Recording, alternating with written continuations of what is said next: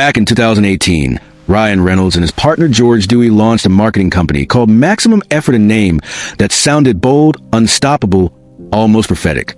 It was meant to be this creative powerhouse behind viral campaigns for Mint Mobile, Match.com, and to the world, Ryan was a witty marketing genius who turned everything he touched into gold. Every ad was clever, every campaign viral, and every move felt like proof that he wasn't just an actor, he was a businessman with perfect instincts. But behind that glossy surface, things weren't as effortless as they seemed. When The Film It Ends With Us entered production, Maximum Effort allegedly took over its marketing. It wasn't supposed that Sony and Wayfarer Studios already had a team in place. Still, Ryan's company stepped in, promising to help for free. But later, reports surfaced that they charged the studios anyway. And that's not even what caused the real backlash. The campaign they built completely missed the tone of the film. What was supposed to be a raw, emotional story about domestic violence and generational trauma was suddenly packaged like a pastel-colored romantic comedy. It turned a serious subject into an aesthetic, and it backfired. Audiences noticed. Critics noticed. Even fans of the original book noticed. The movie's message got lost. And Blake Lively, who starred in it, found herself caught in the crossfire. She refused to talk about the film's deeper themes, and the internet accused her of avoiding accountability. That's when everything began to crack. Rumors started circulating that Ryan and Blake had taken control, cutting out the original director and production team, reshaping the narrative, and in the process, creating chaos. What followed were whispers of extortion, contract interference, and defamation. For years, Ryan had been the golden boy of Hollywood, branding charming, funny, self-aware, and untouchable. But suddenly, the narrative began to turn, and just as attention peaked, another layer unfolded, one that reached deep into the business world. In 2021, Ryan's company, Maximum Effort, was acquired by a tech-driven advertising platform called MNTN, pronounced Mountain. On paper, it looked like a dream deal. Ryan became chief creative officer, giving him the perfect mix of power, title, and creative freedom. But while he smiled for the cameras, MNTN's financial reality was starting to look shaky. By 2023, MNTN had lost $54 million. The next year, it lost another $32 million. Behind those numbers was a growing unease because Maximum Effort, Ryan's own company, was now wrapped in legal trouble. And MNTN was preparing to go public, meaning every lawsuit, every controversy, every dollar would soon be under a microscope. That's when MNTN made a quiet move that said everything. On February 28th, 2025, the company announced deep inside its IPO filing that it had divested from Maximum Effort. In simple terms, they sold the company back to Ryan and George Dewey. No big press release, no grand announcement, just a quiet separation. They'd still collaborate under service contracts, but MNTN no longer owned Maximum Effort. Because for investors, Ryan Reynolds, once the company's biggest asset, had become a liability. And that wasn't all. Within weeks, Fubo, another major brand Ryan had partnered with, dropped him as well. The man once seen as the ultimate marketing weapon was now seen as too risky to touch. So how did it come to this? To understand that, you have to go back not to the lawsuits, not to bad campaigns, but to the core of what Ryan built his empire on. His image.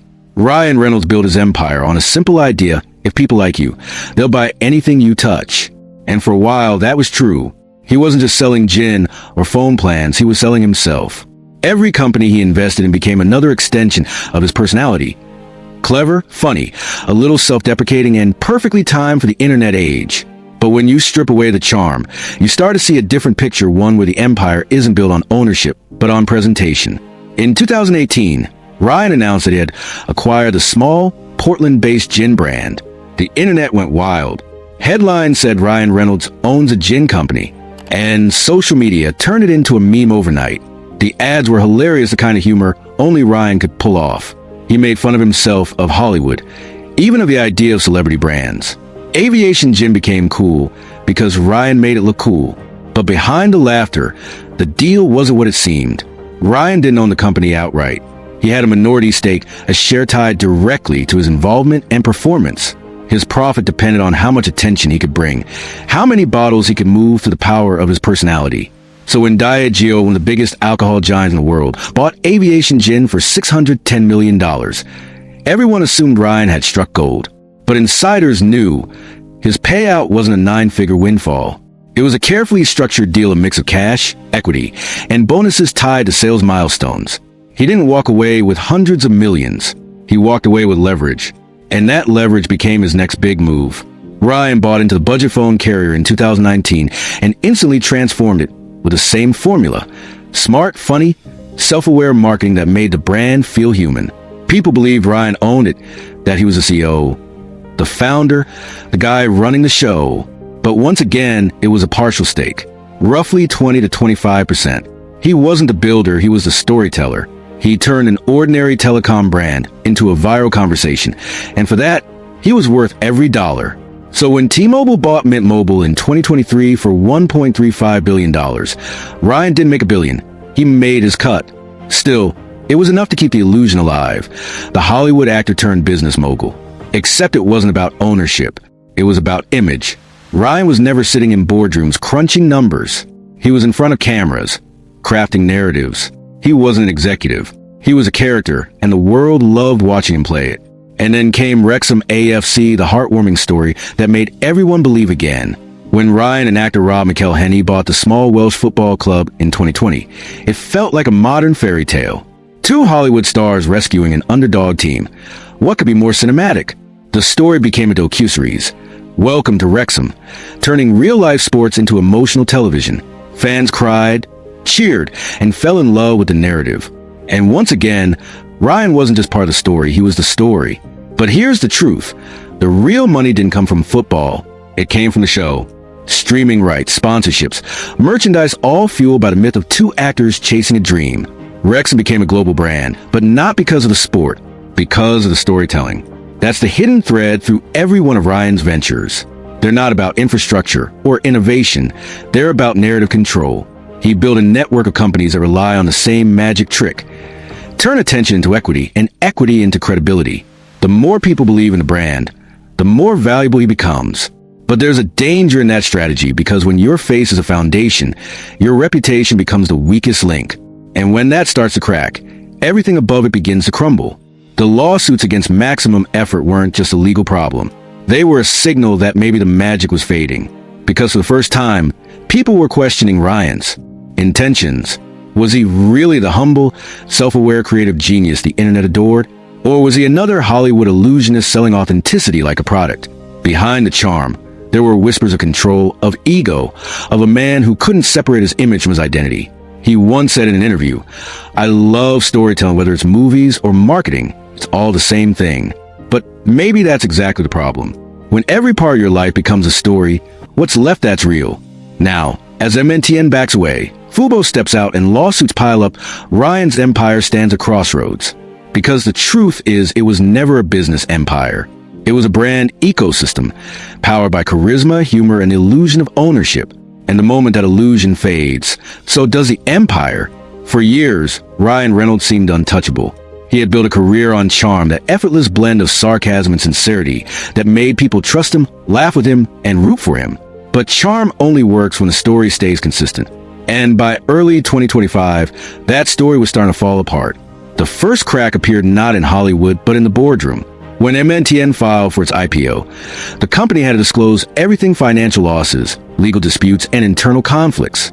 Buried deep in the paperwork was one line that said it all. The company has entered an agreement to transfer Maximum Effort back to its founders. It was a quiet breakup, no press release, no public drama, but in the business world, silence speaks volumes. It meant Ryan's biggest partnership had ended. And the reason was simple: risk. MNTN had lost over $80 million in 2 years. Investors were nervous. And Ryan Reynolds, once the company's biggest selling point, was now part of its biggest liability. The lawsuits against Maximum Effort were growing, including a $400 million claim tied to marketing misrepresentation and contract interference. If any of it stuck, MNTN's entire valuation could collapse. So they did what every public company does when the spotlight gets too hot. They stepped away. For Ryan, this was more than a business split. It was a turning point, because his entire brand, a meta, funny, self-aware businessman persona, relied on one illusion: control. He always appeared to be one step ahead and on the joke, running the show, never the one getting played. But when MNTN cut ties, that illusion cracked. The man who always looked like the cleverest player in the room suddenly looked human. Meanwhile, it ends with us controversy wasn't going away. Fans were angry, critics were disappointed, and journalists began asking questions that cut deeper than marketing mistakes. How much control did Ryan really have over the campaign? Was Blake's silence part of a coordinated PR plan? And why did Maximum Effort, a company run by a man known for his storytelling instincts, completely miss the emotional core of the film? Inside the industry, the whispers grew louder. Some said Ryan had become too powerful in his own projects, a creative voice who no longer listened to others. Others said the opposite, that he was stretched too thin, juggling too many companies, too many brands, too many personas to keep track of. Either way, one thing was clear: the balance was gone. In interviews, Ryan had always talked about his two sides, the performer and the person. But lately, those sides seemed to blur. He wasn't just acting in films. He was acting in life, performing the role of Ryan Reynolds, the charming billionaire next door. And that performance was starting to show cracks. The jokes that once felt clever began to feel calculated. The self-deprecation started to sound rehearsed. The audience that once adored him began to see the machinery behind the smile. Because the truth is, authenticity doesn't scale. You can't mass-produce sincerity. You can't turn personality into a factory. And that's exactly what Ryan tried to do. As more companies distanced themselves, a pattern emerged. Every partnership Ryan had built on personality was beginning to wobble. Mint Mobile was gone sold off. Aviation Gin was no longer his baby, just another acquisition. Wrexham was still running, but its profit came from a TV show, not football. Maximum Effort, his creative pride, was now independent again, but under a mountain of legal stress. The empire that once looked unstoppable was starting to look temporary. And through it all, Ryan stayed silent. No statements, no interviews, just polished social media posts, smiling, joking, pretending the storm wasn't there. But silence in the age of transparency isn't strength, it's strategy. And the internet knows the difference. Behind closed doors, even insiders began to wonder, was this the real Ryan Reynolds? Or was this just another campaign, another act in the never-ending performance of being Ryan Reynolds? Because when your image is your product, losing control of that image feels like losing everything. And right now, Ryan was fighting for control not of his company's, but of his story. For years, Ryan Reynolds made us believe in the myth of effortless success. He wasn't just an actor. He was a man who turned charisma into currency. To the public, he was proof that celebrity business could be real business. He had a gin brand, a phone company, a football club, and a marketing agency. A billion-dollar portfolio built on jokes, ads, and charm. But when you start peeling back the layers, the illusion begins to fade. Because what Ryan built wasn't an empire, it was a narrative. When you hear that a celebrity owns a company, you imagine full control, boardrooms, equity, decision-making power. But in Ryan's case, ownership often meant something else: promotion for profit. Let's start with Aviation Gin. In 2018, Ryan announced he had just bought a gin company. Headlines screamed, Ryan Reynolds buys Aviation Gin. But the deal wasn't traditional ownership. He had acquired a minority stake, part cash, part equity, tied directly to his marketing performance. In simple terms, his paycheck depended on how well the brand sold under his image. And it worked beautifully. Ryan's ads turned a niche brand into a viral hit. He mocked other commercials, broke the fourth wall, and even joked about the business itself. It felt fresh, authentic, self-aware, everything the ad industry wasn't. Then, in 2020, Diageo, one of the largest alcohol corporations in the world, bought Aviation Gin for $610 million. Headlines once again called Ryan a marketing genius millionaire. But insiders knew his payout wasn't a full pot. His bonus was tied to brand performance, meaning the final number was smaller, still impressive, but not the nine-figure myth the internet believed. Ryan's ad for the budget phone carrier went viral instantly. He was funny, relatable, poking fun at the absurdity of corporate marketing. People didn't just buy phone plans, they bought into Ryan Reynolds. He owned roughly 25% of the company, but he was the face, the humor, the heartbeat. And when T-Mobile bought Mint in 2023 for $1.35 billion, once again, Ryan's name dominated every headline. But his share, while lucrative, was a fraction of that billion-dollar figure. Still, the illusion worked. Ryan Reynolds, the actor who became a billionaire businessman. It was the ultimate storyline, and nobody wanted to question it. When Ryan and Rob McElhenney bought Wrexham AFC, it was marketed as a heartwarming underdog story, two Hollywood stars saving a struggling football club. But beneath the feel-good surface was a very different kind of deal. The club wasn't making millions in match revenue. The real profit came from content. The Welcome to Wrexham documentary. Disney Plus turned the team's journey into a global phenomenon, and the club became more famous than profitable. Jersey sales skyrocketed, sponsorships poured in, but financially, Wrexham was more a show than a business.